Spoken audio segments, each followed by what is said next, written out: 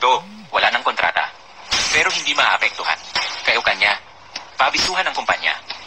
Nakanselahin ang 100 kontrata sa pagitan ng CN at Hai Group. Opo.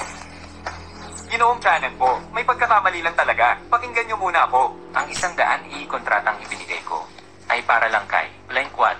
Di ko inakalang ang pamilya nyo. Ganto katigas ang ulo. Naniniwala ka na ngayon? Sino ka talaga? Ginoong Chanen, hindi ka naman nagkakamali, di ba? Ikaw ay isa lamang. Abat hamak na babae na walang Ang nagmamahal. salita mo'y napakabastos. Sampalin mo siya.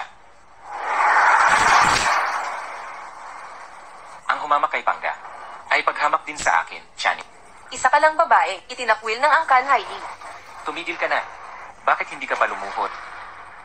Gusto mo bang ako pa? Humingi ng tawad sa babaeng ito. Hindi mangyayari yan. Mukhang ang angkan, Wei Shen Pesa, ay wala nang saysay dito. Mag-sorry ka na. Pangga. Pasensya na. Hindi pa sapat yan.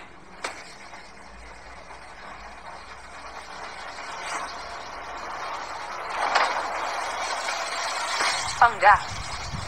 Humihingi ako ng paumanhin. Nagkamali ako.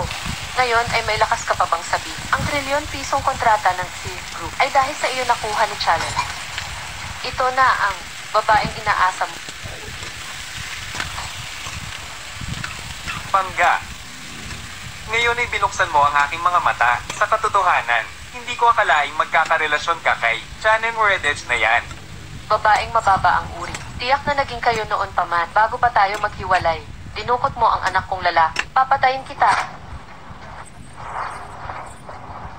Ginoong Chani, huwag kang maniniwala sa babaeng ito. Niloloko ka lang niya. Hindi siya isang mayamang dalaga. Isa lang siyang inahing hindi makaitlog. Babaeng walang nagkakagusto. Nangahas kang sampalin ako.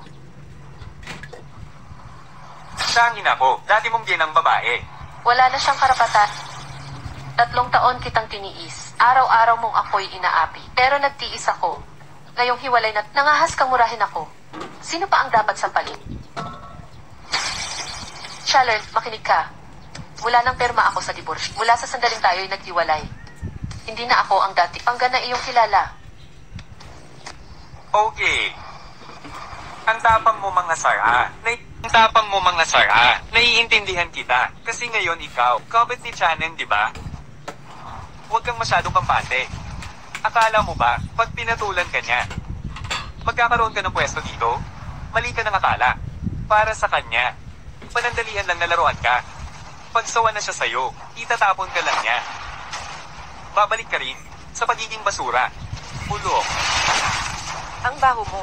Soltera, mga walang kwentang lalaki. Tulad mo ang ganito. Pag nagalit, babae ang tinatarget. Chanen, may paalala ako sa'yo. Mas mabuting hindi ka meloko ng babaeng siya. Kahit magluto, wala na siyang ibang alam. Mababaon ka lang sa kahirapan sa kanya. Soltera, pag napagtanto mo na si Blanquan ay hindi mo na maabot, habulbol ka sa pagsisisi. Hindi ko maabot. Babaeng nagpapaakyat sa mga lalaking gamit lang. Ako ang magsisisi. Ikaw ang dapat manghinayang, Chanen. Bilang chairman ng CN Group ka, pinatulan mo basura kong ex? Kung malaman ito ng tao, hindi ka ba ikakahiya? Sasabihin ko sa'yo, kakilala ko lang si Blanquan kahapon. Aminado ako. Nung una ko siyang makita, may pagkagulat. Nang malaman kong may asawa, nasaktan ako. Pero salamat at pinalaya mo siya. Nagulat talaga ako. Yung basurang babae na tinalikuran ko, naging dahilan para sa chairman ng CN Group at CEO na tulad mo na magpakumbaba.